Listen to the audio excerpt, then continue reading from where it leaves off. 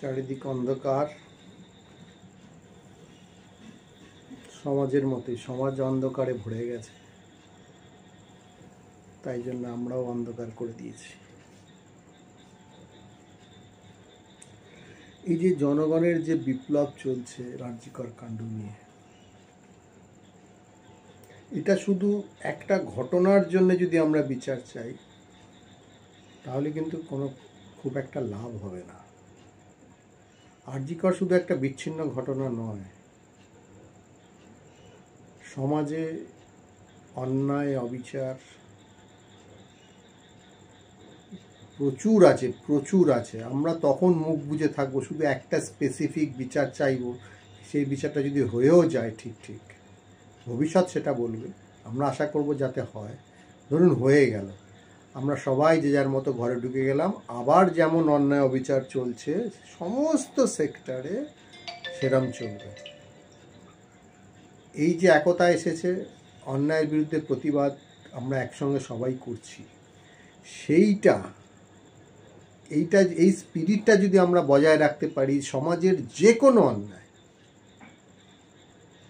তাহলেই একমাত্র আমরা সুন্দর একটা সমাজ পাবো ভবিষ্যতের প্রজন্মের জন্য। এটা কিন্তু আমাদের ভাবতে হবে। এটা যদি আমরা না করতে পারি তাহলে কিন্তু এই আন্দোলনের যতটা ফল হওয়া উচিত ততটা হবে না। আন্দোলনটা গড়ে উঠেছে একটা স্পেসিফিক অন্যায়ের জন্য, কিন্তু সেটাকে আমাদের ছড়িয়ে দিতে হবে সমাজের সমস্ত অন্যায়ের জন্য। তবেই গণতন্ত্র সার্থক হবে এবং বাংলা ভারতকে পথ দেখাবে। আর আমরা যদি সেটা না করতে পারি তাহলে একটা আমরা সুবর্ণ সুযোগ হারাব। এইটাই আমার বলার ছিল। এটা যদি আমরা সবাই মনে রাখতে পারি যে অন্যায়টা শুধু নির্দিষ্ট ঘটনার জন্য, প্রতিবাদটা শুধু নির্দিষ্ট অন্যায়ের জন্য নয়, প্রতিবাদ সমাজের যে কোনো অন্যায়ের জন্য, তাহলে দেখবেন যে সরকারই থাকুক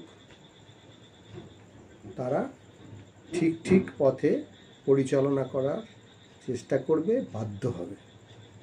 আর যদি আমরা শুধুমাত্র একটা ঘটনার বিচার চাই আর সমস্ত অন্যায়কে আমরা যদি চোখ বুজে বন্ধ করে সহ্য করে নিই, তাহলে আমাদের খুব একটা লাভ হবে না। এটা আমার চিন্তা ভাবনা, আপনারা মতামত দেবেন। নমস্কার।